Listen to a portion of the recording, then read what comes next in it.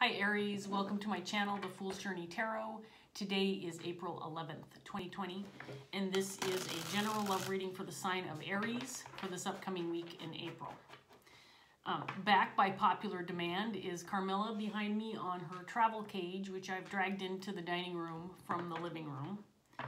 A couple people asked in messages where she was in the last reading, and I haven't been taking her out because she's been driving me a little batshit crazy, to be honest. She'll sit on my shoulder, and as you know, if you've seen my videos before, you can't really tell, but she sits there and she pulls little hairs out of my head, and it's painful. And sometimes she bites my ear, and so on and so forth.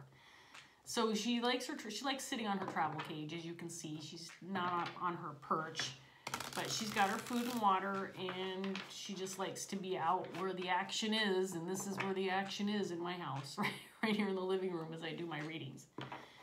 So let's go ahead and get to business. I want to remind all of my viewers that because this is a general reading, it can pertain to just about anything: relationships, situations and or circumstances surrounding family, home, work, school, social circles. If you can think of it, it might apply. Be flexible with the energy. Don't be concerned about the gender of the cards. You can mix and match the roles within the reading. In other words, you might feel like I'm reading for you, but you could feel like you're cross-watching, and you may be represented by any of the characters that shows up in the cards. My intention is always to reach those that need the message and will benefit the most from the message. So hopefully parts of it may resonate for you, if not all of it, and hopefully you get something out of the reading at the end that you can take away with you, and hopefully it's helpful in some way. Okay, Aries, so we're going to get started. I want to give this deck one more quick shuffle, and we'll see what's going on with Aries for this upcoming week in April. Here we go.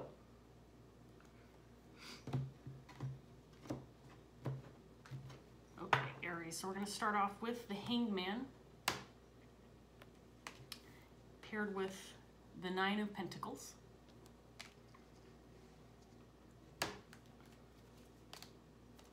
the Eight of Swords in reverse, the Queen of Swords in reverse, Six of Pentacles in reverse, Ace of Swords in reverse, the Page of Wands,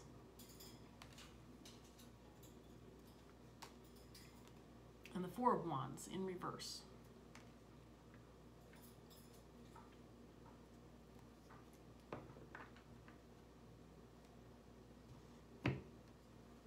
Okay, Aries, so we have a Queen of Swords on the table. I want to talk about her first. She made an appearance in Pisces reading, strong appearance in Pisces reading that I just did. This person is feels like kind of a negative Nancy surrounding your energy. I don't feel like it's your energy, but it could be yours. I feel like this person has kind of implanted negative thoughts, made you feel stuck or feel incapable or feel like you couldn't accomplish something, make something happen. I feel like this person has recently been less of an influence on you. In other words, I feel like maybe this has been the type of person, maybe a family member or a close friend or somebody of that nature who has had a big influence on you, and because of their negative approach to life or their pessimistic point of view has kind of kept you feeling stuck, trapped, or incapable. But I feel like you're coming out of that. You're starting to have a clearer understanding about this person's effect on you, and maybe mentally freeing yourself from this person's point of view and stepping out of that energy a little bit. I don't necessarily feel that this person has bad intentions. They just have this feeling of basically having a totally different perspective that doesn't match what yours is. It feels possibly a little imbalanced, dare I say. This person could have some, and I'm just using this as an example. This does not necessarily have to be true of the person that you're dealing with, but this person could potentially lack clarity or be mentally unstable. Whether that's on a minor level, being just someone who's negative all the time, or someone who's bipolar, or somebody who deals with manic depression, that kind of thing.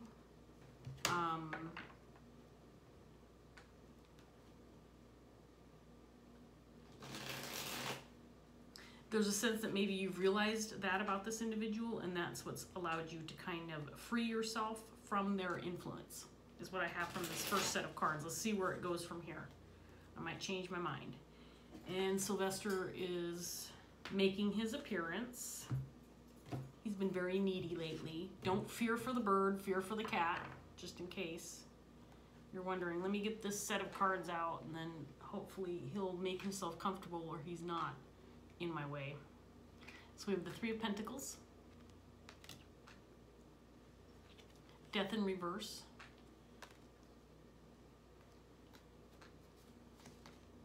the Emperor, the Magician in reverse, clarifying this Queen, Three of Wands in reverse, the Tower. Sylvester, you can't sit on my lap, so if you're going to be here, you need to make another decision. He's adorable, and I would love to have him in my lap right now, but he is going to get in my way. So he's going to sit here and try to decide if he can maneuver his way into my lap, which at this point I think he's figuring out that he can't. Ace of Swords again, this time in the upright position.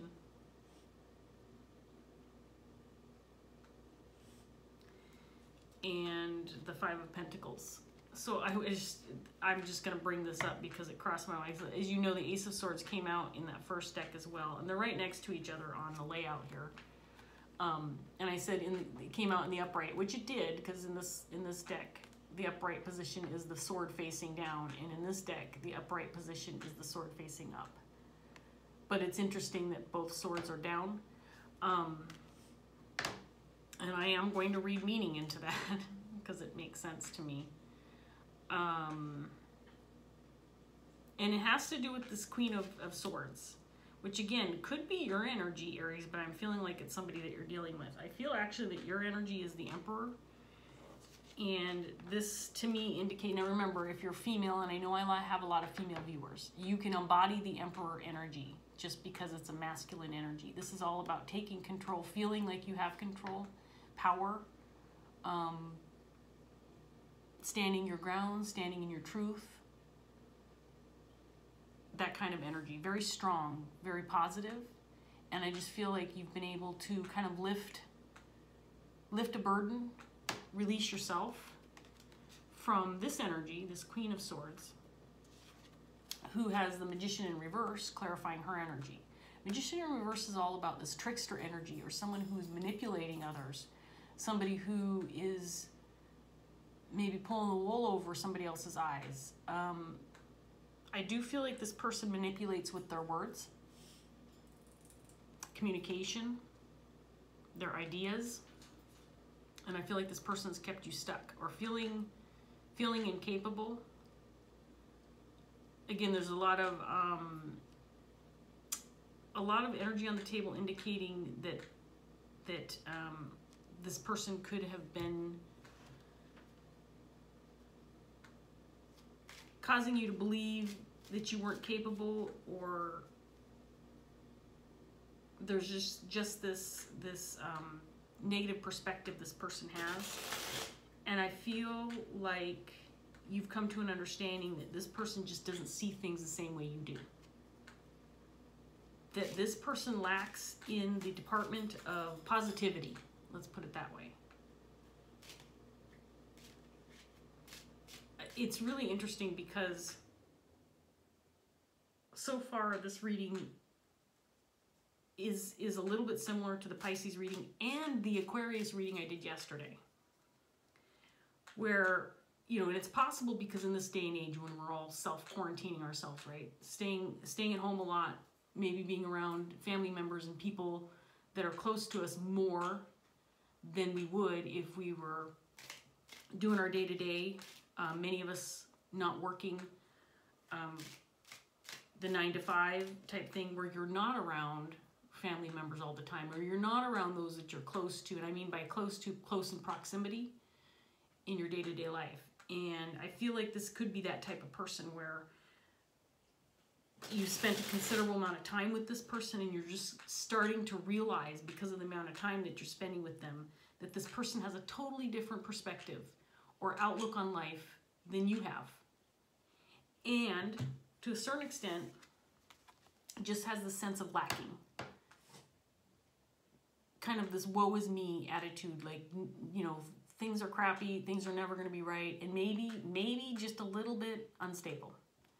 Maybe a little bit out there, if you know what I mean. And there's varying degrees of out there, right? We all have family members or people that we're close to varying degrees that we think are crazy or not, right? And we may feel the same way about ourselves. Especially if you don't agree with somebody. One of the first reactions you might have is, oh, they're batshit crazy. I can't listen to that person because they don't know what the hell they're talking about. What you just are realizing is that you are seeing things from a different perspective, or you have a different point of view, or a different outlook, or a different way of approaching things.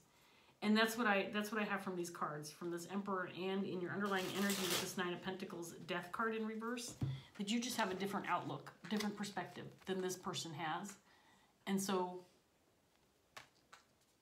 when you work with them, when you're around them, when you communicate with them, you almost feel stuck, stagnant, incapable of making decisions or moving forward because their perspective is so opposite yours that it just keeps you almost stunned or shell-shocked. Like, what the hell are you talking about? What do you mean I can't do that? That type of energy, that's what I'm getting from this Queen of Swords. It's really interesting when I do readings for different signs, and the theme of the readings often feel very, very similar. And it's not surprising to me. It's interesting to me, but it's not surprising because it seems to be that way a lot. Because we're all dealing with the same energy. Now, I'm not real up on my astrology. I find it interesting, and I do, you know, look at that stuff occasionally. But I'm even a novice when it comes to tarot. I've been working with tarot cards for just about 1.5 years. And so a lot of the spiritual art stuff is very, very new to me. But I do know that we all deal with the same energy. Technically, we're all one. Right? We're all unified in spirit. So it's not a big surprise that a lot of the readings seem to have the same theme. And I'm really rambling on. Let's get some more cards out here for you, Aries. Let's see what else we can get. What the hell? Okay, this card, the Lovers was facing the other direction. That's interesting. Okay. When I shuffled in the cut, this card was on the bottom. And it's the only card that's facing the other direction. It's the Lovers. So now I'm perplexed on what to do. I'm going to do what my first instinct was. I'm going to keep this off to the side because I think it's significant in your reading. And then I'm going to go ahead and put these next 2 cards out in your underlying energy. So we have the Wheel of Fortune in reverse. And the Queen of Cups.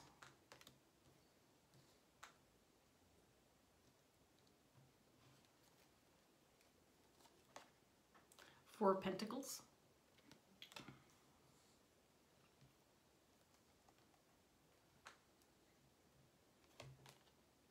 The 10 of Pentacles is clarifying this Queen, of Swords. Hangman in reverse.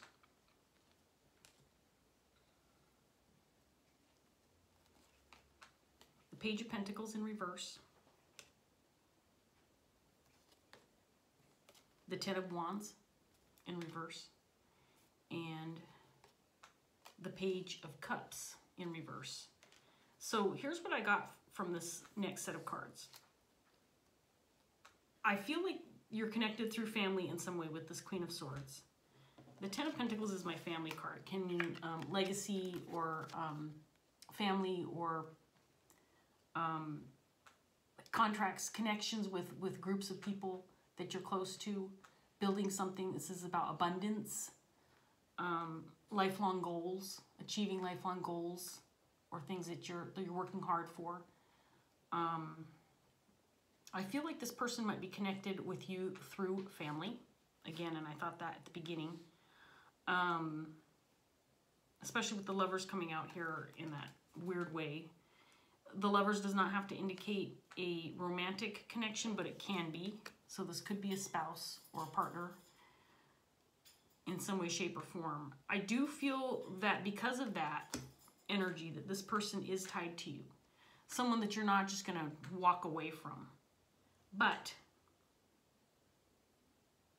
I think what you've realized is this person has a certain kind of a defeatist attitude. Someone who just, again, doesn't see things the way you see things, and maybe lacks a little bit of clarity when it comes to life in general. Again, a bit of a defeatist, somebody who almost thrives on negativity. And when I say that, you know, it gives them a purpose. It's not that they're sitting here wallowing in negativity and acting like they're happy that shit is going on around them, and you know, that's not what I mean by that. What I mean by that is it gives them fuel for thought. It gives them a reason to get up in the morning and worry some more. And because this person is close to you, tied to you, important to you, I think you've realized, again, that this is just somebody who sees things differently, and that it's okay to not take what they say so seriously. To release yourself from being affected by what they say. Because if you allow that kind of energy to be absorbed and allow it to affect you, it's going to create instability for you as well. It's going to make you feel lacking, make you feel like you have less than, make you feel like, you know, what's the point? What's the purpose of putting energy into something if it's all going to go to crap anyway? Do you know what I mean? I find it very difficult to be around people like that. I have family members like that. Some of them are just worriers, people who are struggling, and we all are. But because of that struggle, there's that deep-rooted sense of worry or pessimism, and I just have a hard time maintaining that kind of energy for too long because it's just depressing. It's hard to get through day to day if every time you wake up in the morning, the first thing you do is start worrying about crap. I just can't. I can't function in that way. I'm not saying I never worry, because that would be a lie. What I'm saying is I don't like to dwell. And then there are the people like this Queen of Swords, who I feel is who you're dealing with, who almost thrive on negativity, who feel like the world is against them, who feel like they're always in this stance and ready to fight. This more of a rebellious, pissed off attitude, which is what I'm getting from this Queen of Swords. Somebody who is always waiting for the next attack. Waiting to say, see, I told you so. But it doesn't mean that you don't have love for them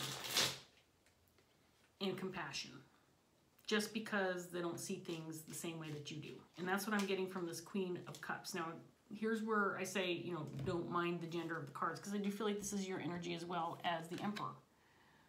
On the one hand, you kind of come to understand this about the people that surround you. And when I say the people, it doesn't just have to be one person. This Queen of Swords could be others too. Like I said, I have a few different people in my family that I still love and care for, but they do have kind of this negative approach on life. But I obviously still love and care for them and have compassion for them. And the Queen of Cups is also a very intuitive individual. So I do feel, Aries, that you have a certain level of intuition, that you have a certain level of understanding. With the Hangman out here, that you know that, you know, your family is who they are. And sometimes that's unfortunate because, you know, people can bring you down when you're forced to be around them for a long period of time, like many of us are. Start to get to know our family members on a level we've never known them before. And, you know, it's an interesting, and it's an interesting time. You really start to figure out, okay, am I going to let this person influence me in a manner that's going to bring me down? Or am I going to stand my ground, stand in my power, and be who I am? Still accept them, still honor them, still understand them, but you know what I mean? Separate yourself from that person as well. Okay. We have the Nine of Swords. I don't mean to laugh at that, but, you know, paired with the Three of Pentacles, to me, this is all, you know what, I've got to be with, this person is in my life. We work together, or we dwell in the same house, or we're around each other a lot. And I have to put up with this. I just have to have an understanding that this is who this person is. So there's the Ace of Swords for the third time, and it is in the upright, and this time it's pointing upward.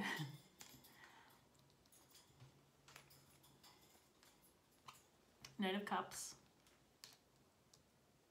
clarifying the Emperor. Strength, the Hermit, the Eight of Swords, this time in the upright position, the Sun in reverse, and the Three of Cups. So I'm going to get one more round out from this deck. I do, again, have a sense that there's a certain level of compassion and love and acceptance coming from Aries. This person, I feel, has been and continues to be a strong influence in your life, and it's not always a positive influence, but they're there, and, you know, and I think you've come to terms with that.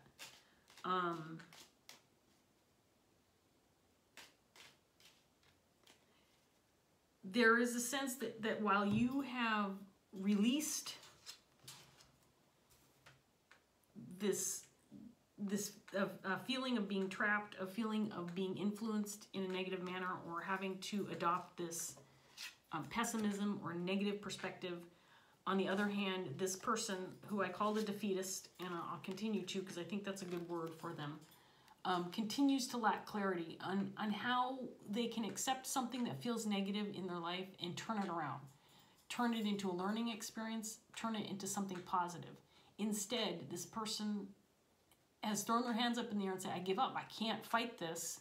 The world is just a crappy place. I'm trapped mentally by the worry, by the attacks, by the negative news media, by my own self-depreciation, my own self-sabotage, and never really being clear on what this could be for me instead. Whereas I feel like Aries, I feel like you're breaking free from that. I feel like you are, maybe even to a certain extent, celebrating the idea of this lack that we're all experiencing. This sense of not feeling super secure about tomorrow.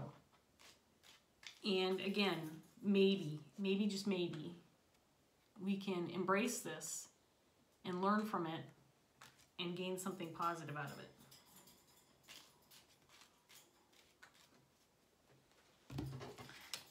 See it for what it is, gain some clarity, maintain our level of security and comfort, and knowing that things are going to be all right, and also maintain our compassion and our love and our loyalty to those around us who are important to us.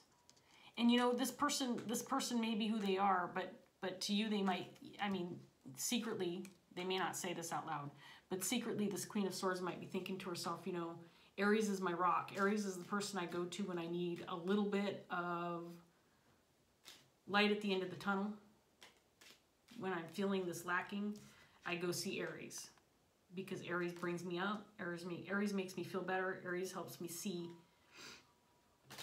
more clearly when I'm lacking that clarity, when I'm lacking the hope. So you're a light at the end of their tunnel, Aries. Good for you. It's the way it should be. Okay, let's get one more set out here and see what else we get. There's the Queen of Cups again.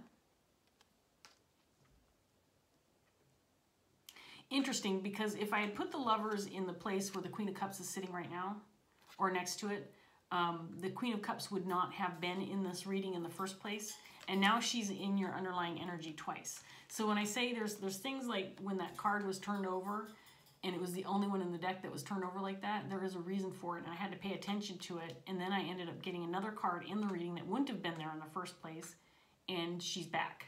The Queen of Cups is there again. Just had to share that with you. So we have the Ten of Cups in reverse.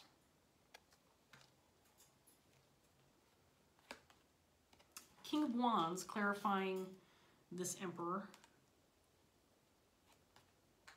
The Magician again, clarifying in reverse, clarifying this Queen of Swords. She's got him twice. Page of Swords in reverse. The Hanged Man again for the third time. Queen of Swords again. She's in the upright. Yay! That's good news. And then the Hierophant in reverse. So again, there's that energy of maybe some instability, maybe a little bit of, you know, sometimes they're on the up and up, and sometimes they're not. Maybe sometimes they're thinking clearly, and sometimes, you know, they're allowing the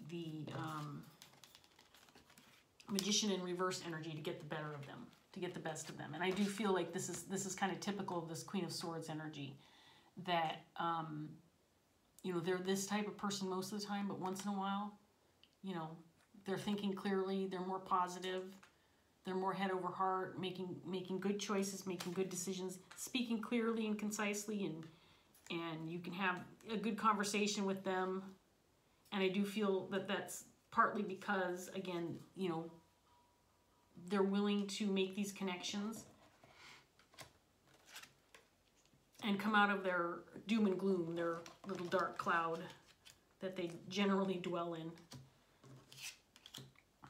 This Queen of Cups, again, I feel is your energy, and I do feel like this King of Wands, Emperor, is your energy as well. Again, this is about maintaining a certain level of control, being the leader that you are. Again, this is somebody that people go to for guidance, somebody who people go to because they know they have their head on straight and they know they're not afraid of a challenge. Excuse me. And I feel like this is your energy, Aries. I just feel like you are acting as the rock in this mess of energy that I see on the table. The person of reason, the person that helps people through dark times, through times when there's a lot of worry and anxiety on the table, literally. If I'm talking about my tarot cards, a lot of worry, anxiety, and unhealthy thoughts and behaviors and unhappiness dwelling in the heads of those around you. And there's Aries, this beacon of light, ready and willing to be the voice of reason, to help them through the tough times when they feel stuck with this, feeling trapped in a disaster, feeling stuck in this energy.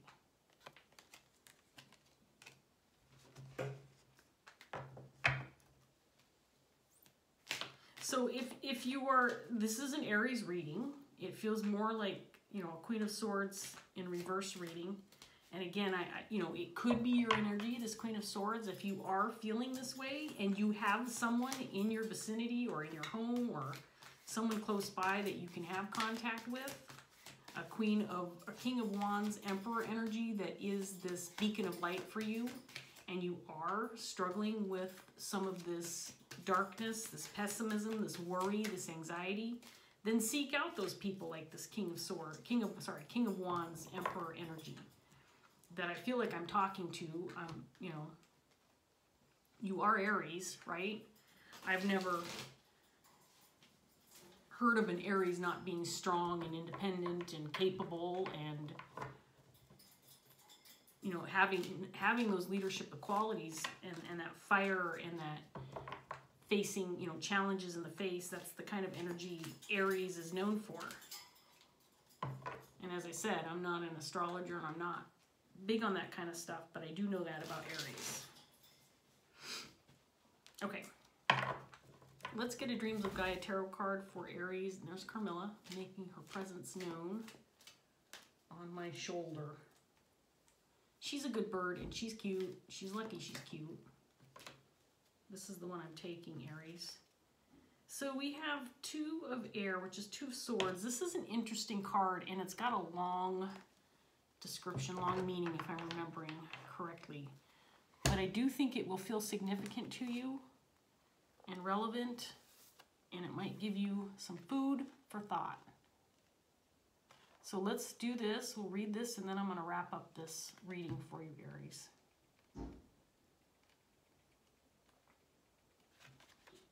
Yeah, it's about a page and a half. It's a good one, though. You'll like it. Okay, here we go, Aries. The Two of Air represents both duality and polarity and the theory that everything in creation has an opposite. Duality is the theory that two opposing forces come together to create a state of chaos. In this theory, positive and negative poles repel each other, and so there is a constant and ongoing battle between the two, where one seeks to overcome or be rid of the other. Polarity, however, is the idea that two opposing forces exist in all things within the universe, not as separate competing forces, but as complementary, opposing aspects of a singular whole. And again, this is that idea that you have these people in your life that have these opposing points of view, but it really makes everything balance out, right? You've got to have those two sides in order to make things work in the universe. That's my opinion anyway. Where was I? Consider a magnet, for example. It is made up of a positive pole and a negative pole. Without either one or the other, the magnet ceases to be a magnet. You cannot remove a negative half from the positive half because there is no half of one and half of the other. There is only the half. There is only the whole. If you were to divide a magnet in two, all you would succeed in doing is one of two things. You would create two separate magnets or destroy the magnet. As the theory of polarity points out, there are opposites, and while one has no identity or meaning without the other, neither is intrinsically good or bad. Fear is, love is, light is, dark is. Love can be as destructive as fear, and fear can be beneficial. It can save lives and inspire the desire to improve or heal. It can also make you more empathetic, understanding, and appreciative. More often than not, both polar opposites are experienced in unison. For instance, when you create something, you destroy the state that exists prior to your creating it. You create and destroy in unison. They are not separate states. They are the same state, seen from two different perspectives. When you love something, you most probably also fear losing it. The fear might not be voiced or even acknowledged. It might even be denied. It is, however, still present. You would fight to protect that something because you love it, but you also fight because you fear losing it or seeing it harmed. Therefore, to love is also to fear, and to act from a place of love is also to act from a place of fear. You might choose to lose weight and exercise and say that you're doing so because you love yourself, and so you deserve to have a healthy body. At the same time, it could be said that you choose to lose weight and exercise because you fear what may happen if you do not. Your choice is motivated by both love and fear. Again, it is the same state, simply viewed from two different perspectives. That is polarity. With the duality principle, however, one force is always better than the other. Right and wrong, love and hate, light and dark, positive and negative, creation and destruction, all illustrate extreme opposites where one is perceived to be good and the other is bad. And the primary goal is for good to triumph over, to overcome the bad. Duality divides and creates two separate states. It creates a state of one versus the other. It creates a warlike state of conflict that serves only to perpetuate more chaos. Duality is black and white. Polarity is the entire spectrum. Duality divides and competes. Polarity unites and accepts. The two of air offers a choice between two paths. You can choose a path of dichotomy or one of integration. One offers conflict and the other offers peace. There you go.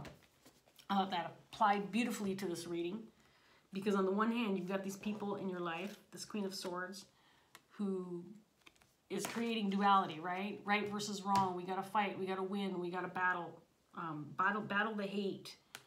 There's doom and gloom. And on the other hand, you've got, Aries saying, look, that's polarity. That's about understanding that without hate, you can't have love.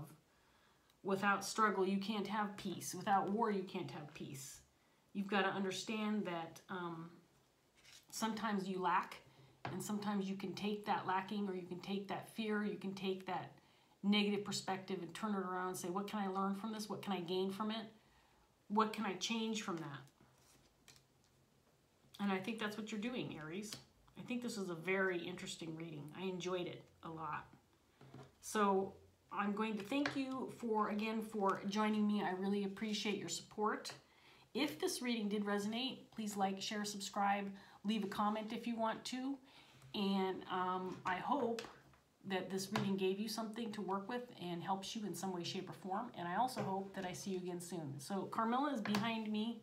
Right now you can't, there she is. She says goodbye, and I'll say goodbye as well. Until next time, take care, Aries.